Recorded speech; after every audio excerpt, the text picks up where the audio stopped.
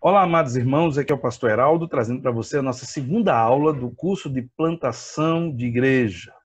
Espero que você esteja aí com todo o nosso assunto trabalhado na primeira aula em mente, no seu coração. Temos muito que compartilhar. É para mim um motivo de alegria, uma honra estar trabalhando um assunto tão pertinente que tem a ver com o chamado de Deus, tem a ver com algo eterno, com um propósito do Senhor sobre a minha vida e sobre a sua vida. Eu tenho dito desde a primeira aula e direi até a última. Nosso grande desafio é fazer você entender esse chamado precioso de Deus para a sua vida. Os dons, os talentos, a sua história de vida, tudo aquilo que está à sua volta, tudo coopera para o bem daqueles que amam a Deus, para o bem daqueles que são chamados pelo seu decreto. Tudo que Deus espera de mim e de você está aí inserido em nossas vidas, porque Deus colocou com um propósito. E eu e você precisamos viver esse propósito.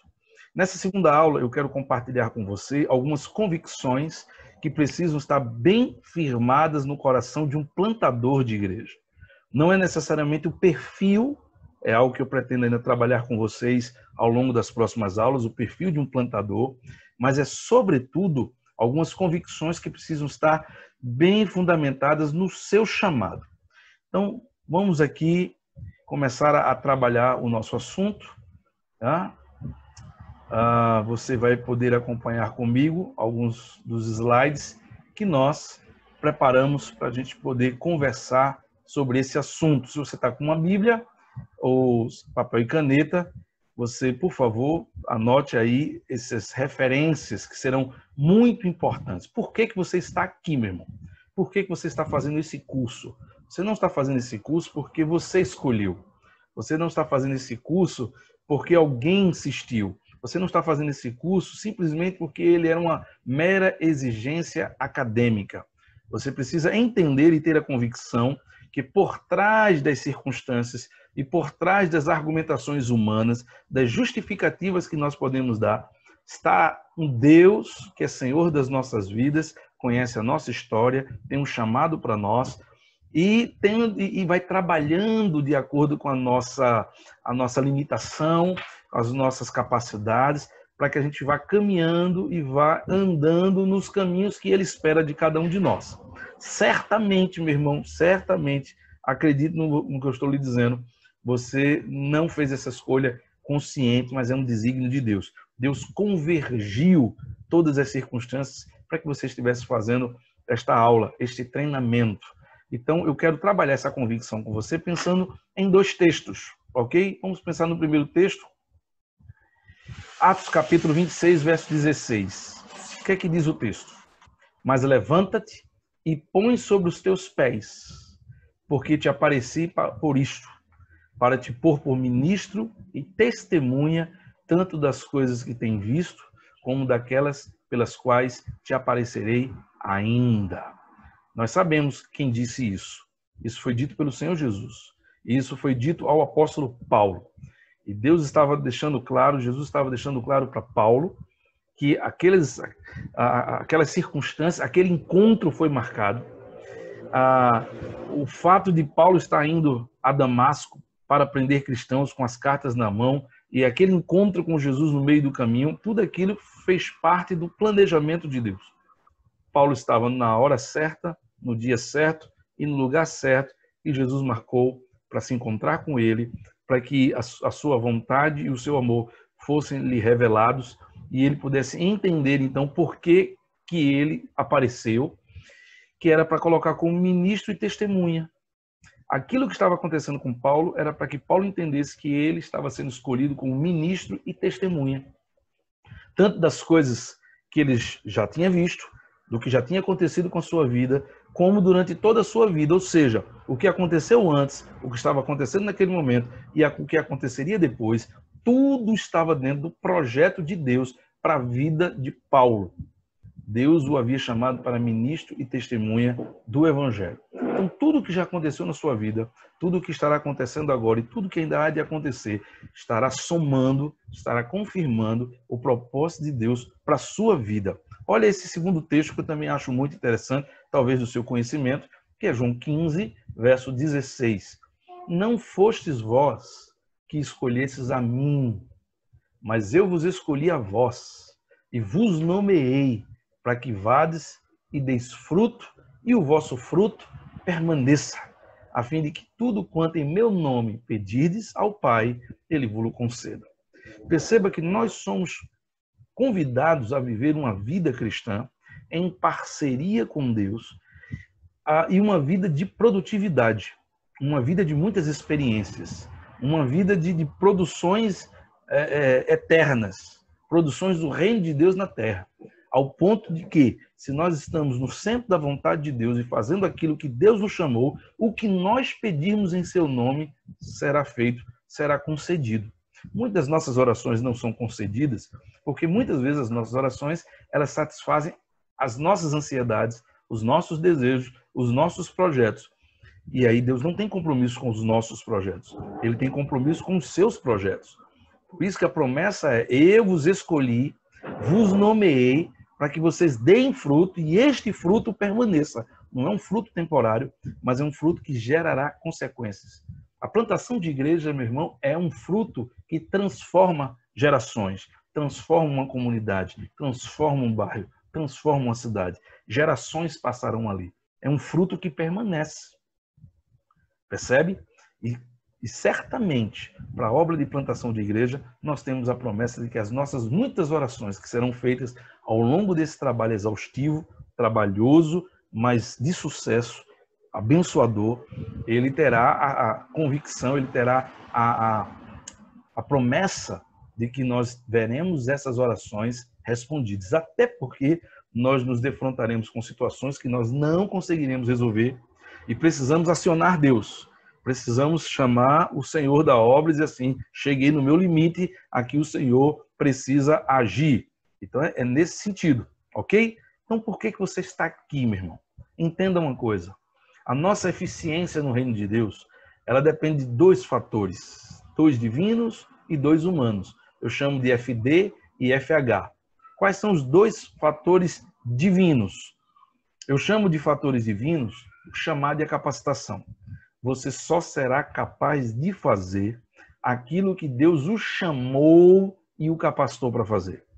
Como cristãos, que fazemos parte de igreja, e eu, quando adolescente, por exemplo, ele era rato de igreja, eu gostava de estar em todos os cultos da igreja, jovem, cheio de entusiasmo, e queria estar envolvido e trabalhando em todas as áreas da igreja.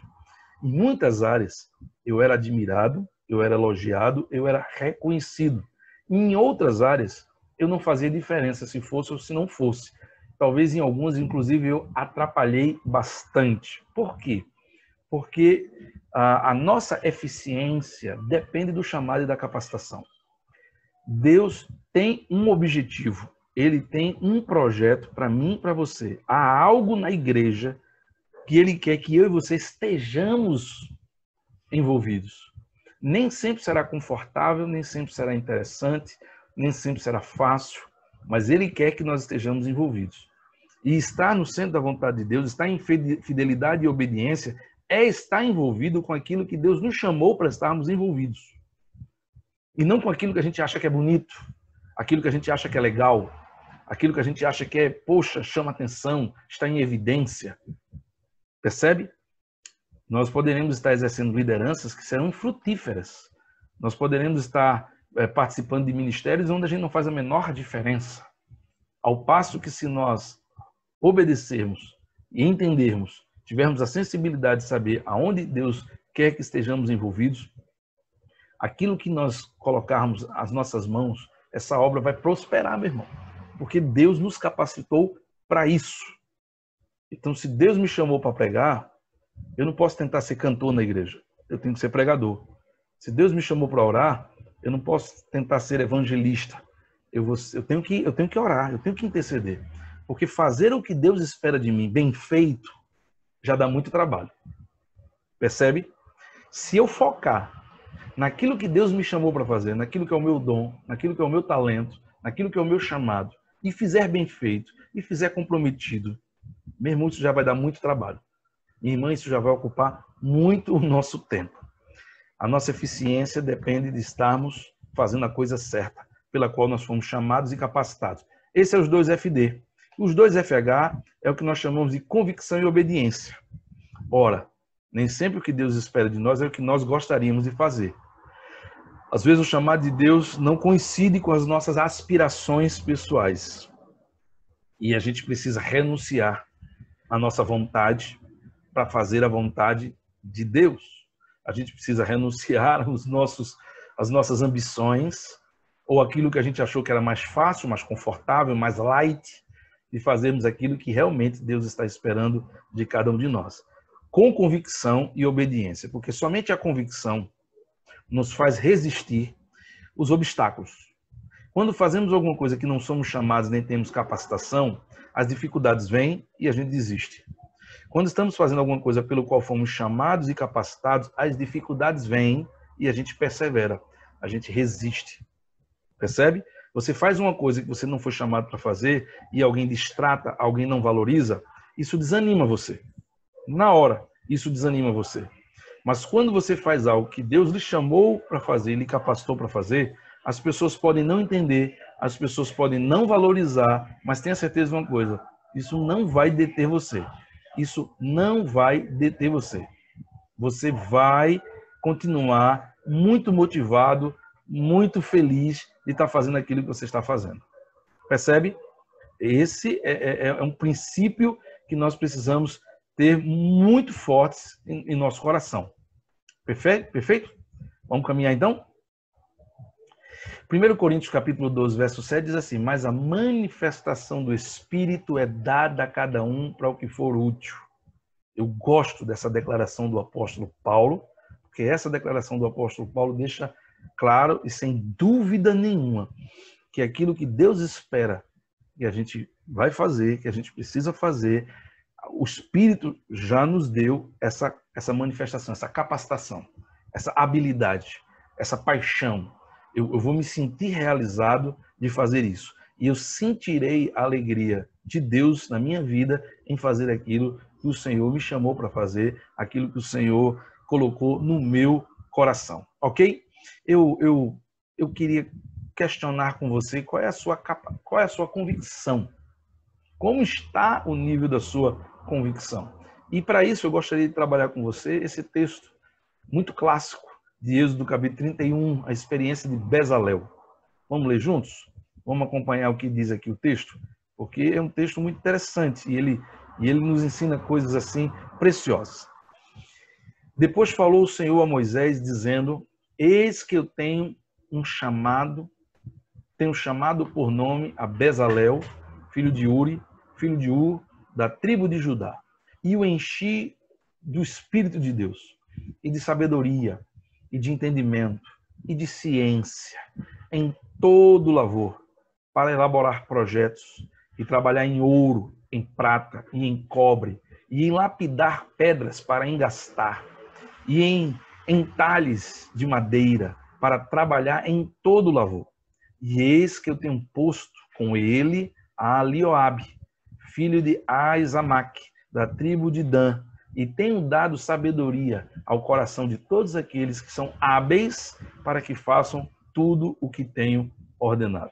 Eu gosto desse texto e para mim ele é muito especial porque ele demonstra o agir de Deus, a forma muito especial e singular de Deus de confirmar o seu chamado e a sua capacitação para as nossas vidas. Ok? Vamos ver o que é que acontece com a vida aqui de Bezalel. Primeira coisa que a gente aprende com esse texto, meu irmão, é sobre a vocação de Bezalel.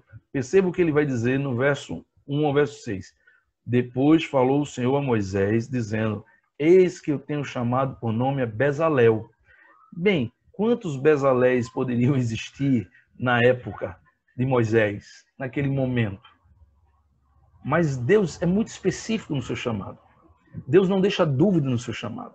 Então, quando Deus faz esse exagero de identificação, quando ele diz a Bezalel, filho de Uri, que é filho de Ur, que é da tribo de Judá. Tem outro? O chamado de Deus é assim. Muitas vezes, algumas pessoas, com muita boa intenção, elas dizem que Deus está mandando nos dizer algo e diz assim, olha, Deus está dizendo para mim, para dizer para você, que você está sendo chamado para uma grande obra, e etc, etc, etc. Eu não duvido que Deus fale. Eu não vou colocar em dúvida a experiência do irmão. Essa não é a questão. A questão é que se o chamado é para mim, não é para ele que Deus tem que confirmar. Não é para a pessoa, para o profeta, para a pessoa que está me falando, que Deus vai dar convicção. Tem que ser para mim. Porque se o chamado é dele, ele tem que fazer a parte dele. Mas se o chamado é meu, se é para mim, Deus tem que falar comigo. Deus não tem nenhuma interrupção para falar comigo. Ele é crente igual a mim, eu sou crente igual a ele. Se Deus lhe deu sonho, Deus pode me dar sonho. Se Deus lhe deu uma convicção profunda, Deus pode me dar uma convicção profunda. Se Deus falou ao, coração, ao ouvido dele, Deus pode falar ao meu ouvido. Veja, tudo que tem a ver com a minha vida e tudo que tem a ver com a sua vida, Deus precisa confirmar você. Você precisa ter convicção plena. Porque sem convicção plena, a gente desiste. Sem convicção plena, os pensamentos contraditórios, eles ganham força. Sem convicção plena, o diabo pode sugerir na nossa mente que a gente tomou a decisão errada. Sem convicção plena, eu passo 6 meses e se eu não tiver nenhum resultado de uma conversão, eu vou achar então que eu me equivoquei. Eu fui influenciado. E eu vou esquecer que o tempo é de Deus.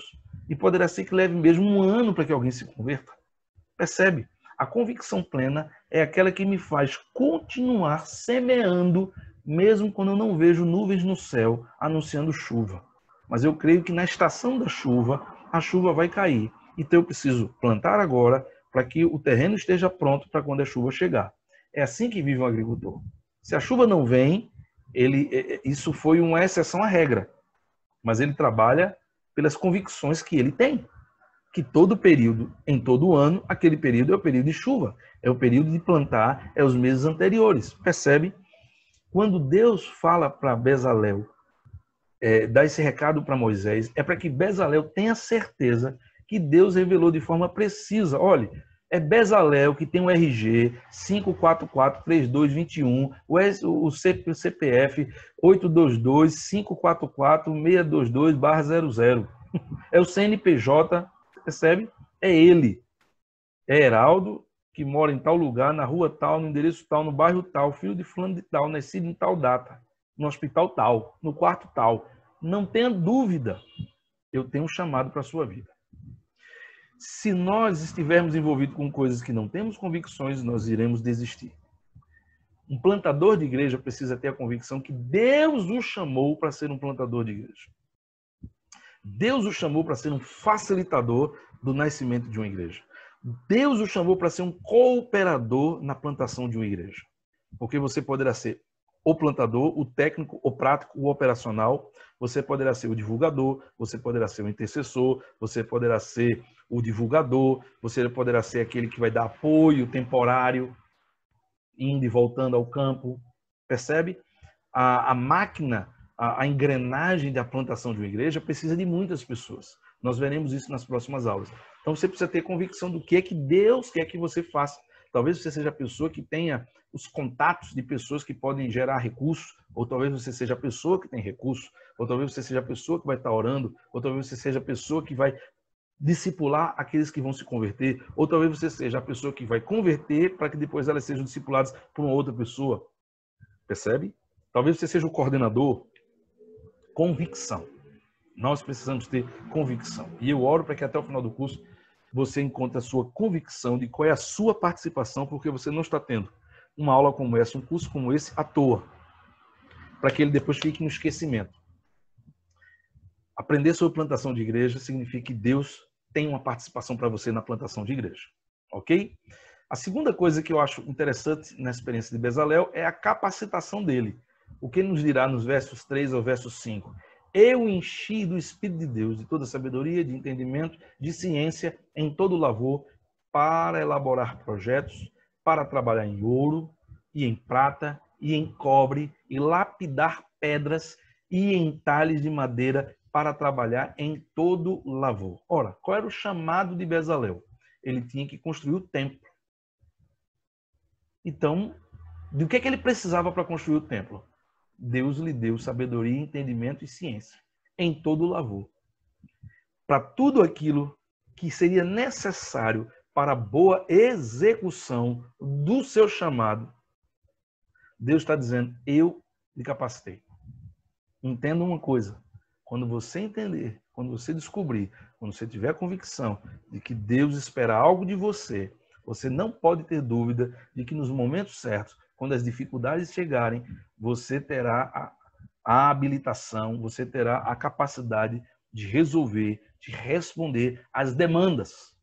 A capacidade não vem toda de uma vez, não. Entendeu? Qual é a capacidade que você precisa na hora de começar a implantar um trabalho? Talvez seja a capacidade de sociabilidade, de começar fazendo amizade com as pessoas. Talvez seja a capacidade de um evangelista, de poder ter uma palavra de salvação, uma palavra de pregação contundente, convincente, percebe? E à medida que as pessoas forem se convertendo ou as dificuldades foram surgindo, então você vai sentindo que Deus vai lhe cobrindo com outras habilitações, com outras capacidades, para que você possa desempenhar bem o seu papel. Não tenha dúvida disso. Bezalel recebeu exatamente nem a mais, nem a menos do que Deus esperava dele. Portanto, você também não será cobrado de fazer o que Deus não lhe chamou, e você também não poderá fazer menos do que Deus espera de você, porque se você fizer menos do que Deus espera de você, você poderá ser enquadrado como obreiro negligente, fraudulento, que faz a obra do Senhor negligentemente, porque Deus esperava mais de você, porque Deus lhe capacitou para isso. Nós não nos comparamos com ninguém. Você não se compara comigo, eu não me comparo com você. Cada um de nós temos um ritmo de produtividade. A parábola dos talentos mostra que, de forma muito justa, Deus distribuiu e deu a um talento, a outro 2 e outro 5. E essa distribuição foi justa, porque cada um recebeu de acordo com a sua capacidade. E cada um teve que voltar ao seu Senhor e prestar o relatório da sua produtividade. Ora, aquele que recebeu 5 ganhou mais 5. Mas não houve a exigência daquele que ganhou 2 que ele tivesse ganho 5. Ele ganhou 2 e ele mostrou mais 2. Percebe? E aquele que foi reprovado porque recebeu 1 e enterrou, ele não seria reprovado se ele tivesse apresentado 1, porque ele recebeu 1. Não seria cobrado dele que ele apresentasse 2 ou 5, porque cada um só podia produzir de acordo com a sua capacidade. Isso é a justiça de Deus, é a sabedoria de Deus, ok? Uma outra convicção que eu acho muito importante compartilhar com você, além da vocação, vamos lá, eu repeti aqui, vamos lá, é o apoio para aquilo que Deus estava esperando de Bezalel. Tudo aquilo que Deus espera que eu e você faça, nós não faremos sozinhos. Olha o que diz então no capítulo 31, verso 6. E eis que eu tenho posto com ele a Elioabe, filho de Aizamaque, da tribo de Dan, e tenho dado sabedoria ao coração de todos aqueles que são hábeis, os voluntários, a equipe, para que façam tudo o que eu tenho ordenado. Deus te dá uma convicção, Deus te dá uma capacitação e Deus te dá uma equipe. Você não vai trabalhar só. Você só vai trabalhar só naquilo que é o seu desejo, é o seu projeto, é o seu sonho. Mas você jamais trabalhará sozinho com aquilo que é projeto de Deus. Porque Deus também sabe das suas limitações. Deus também sabe das suas necessidades pessoais. E Deus sempre fará se associar a você. Pessoas que vão abraçar a sua visão. Pessoas que vão sentir aquele ardor no coração e dizer assim, cara, esse projeto é de Deus. Eu gostei, eu quero ajudar. A diferença de uma pessoa que Deus chama para uma equipe é que às vezes você compartilha uma ideia com alguém, dizer, olha, eu estou com a visão de fazer isso. E a pessoa chega para você e diz, rapaz, tu tem muita coragem, tu vai fazer isso mesmo? Meu irmão, minha irmã, se envolve com isso, não, rapaz, isso vai dar um trabalho, pensa numa responsabilidade, e a pessoa termina tentando, sem perceber, lhe desencorajar. Ao passo de que quando aquela pessoa ela fará parte da sua equipe, Deus está lhe dando uma visão semelhante, é que quando você compartilha com ela, ela vai dizer, que visão linda! Cara, você precisa de ajuda? Como é que eu posso te ajudar? Conta comigo. Se você precisar, me chama. Por quê? Porque Deus sempre fará com que a sua visão contagie, motive outras pessoas a participarem desse mesmo projeto. Você não vai trabalhar sozinho quando o chamado é de Deus. Uma quarta convicção muito importante são os recursos para aquilo que Deus quer fazer através da sua vida. Olha o que é que vai dizer em Êxodo 36, verso 6. Estes receberam de Moisés toda a oferta alçada que trouxeram os filhos de Israel para a obra do serviço santuário, para fazê-la e ainda lhes trazia a cada manhã ofertas voluntárias. Então, nós vemos aqui, queridos, que quando o sonho é de Deus, quando o projeto é de Deus, os recursos não faltam. Não se faz nada no reino de Deus sem dinheiro. A fé, a voluntariedade e a disposição são importantes, mas o dinheiro também. E o dinheiro segue a visão. Você contagia e motiva pessoas com um sonho que é contagiante e é de Deus, na qual você compartilha com autoridade, com convicção. E as pessoas olham nos seus olhos que você não está fazendo nenhuma experiência, não é uma aventura, é um chamado, é uma convicção, é um propósito de vida. A pessoa enxerga nos seus olhos que o que você está dizendo e propondo e compartilhando com ela, você vai morrer por aquilo. Os recursos seguem a visão. As pessoas não dão dinheiro para qualquer coisa. Mas quando elas acreditam, quando elas são convencidas de que aquilo ali é importante, é de Deus, vidas serão salvas, é realizável, é possível, você vai fazer, elas chegam juntos. Eu já tentei levantar recursos para muitas coisas, nos quais eu me frustrei. E no fim das contas eu percebi que eram apenas ambições minhas, eram apenas desejos meus. Eu queria porque queria fazer. E o dinheiro não chegou. Mas quando a obra é de Deus, quando Deus deseja que aquilo dê certo, você vai compartilhar com as pessoas e muitas delas irão dizer, conta comigo, está aqui, compra, eu dou isso. Os recursos chegam, porque Ele é o Senhor do ouro e da prata. Ele está gerenciando isso. Você é parceiro. O dono da obra não é você. Então, os recursos virão, ok? Uma outra convicção muito importante. A supervisão de Bezalel. A supervisão de Bezalel. Entenda uma coisa. Deus chama Bezalel, lhe dá uma convicção, lhe dá a capacitação, Deus lhe dá a equipe e Deus lhe dá os recursos. Mas Deus não lhe dá autonomia. Deus não lhe deixa independente. Deus não lhe deixa sem supervisão. Deus dá muitas coisas a Bezalel, mas não dá tudo a Bezalel. É interessante que o texto dirá o seguinte, em Êxodo 38, verso 22. Fez, pois, Bezalel, filho de Uri, filho de Ur, da tribo de Judá, tudo quanto o Senhor tinha ordenado a Moisés. Quem sabia erguer o templo? Bezalel. Quem recebeu capacitação para lidar com a equipe? Bezalel. Quem iria administrar os recursos? Bezalel. Mas com quem Deus falava? Moisés. A quem Bezalel tinha que prestar contas? A Moisés. Um bom líder só será um líder eficiente se ele for primeiro um bom liderado. Todos precisamos de alguém acima de nós. Todos precisamos de alguém que possa ter autoridade sobre a nossa vida, para ser boca de Deus sobre a nossa vida.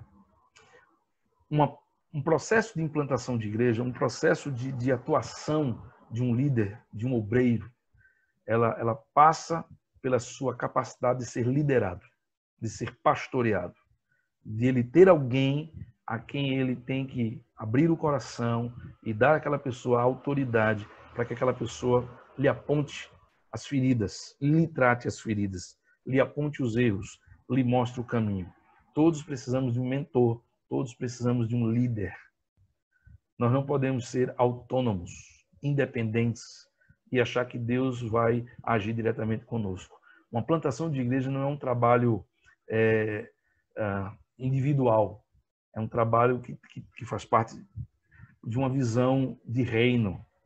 Então você precisa estar submisso às autoridades da sua denominação, aos seus líderes, aqueles a quem Deus colocou diante de você, e você poderá, algumas vezes, muitas, até discordar, mas por amor a Deus, por obediência e fidelidade, para estar debaixo da aprovação e da bênção de Deus, você precisará se submeter, você precisará obedecer. Lógico, desde que eles não se coloquem contrários à palavra de Deus. Mas se eles estão ainda dentro da palavra de Deus, é apenas uma visão diferente, é apenas uma forma de trabalhar diferente. Então, meu irmão, você precisa estar submisso aos seus líderes. E essa é uma lição importante que nós aprendemos de Bezalel. Eu gosto dessa figura. Pare por alguns minutos, olhe para essa figura e o que ela transmite para você.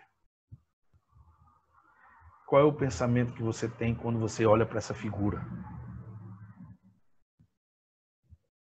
O que você enxerga nessa figura?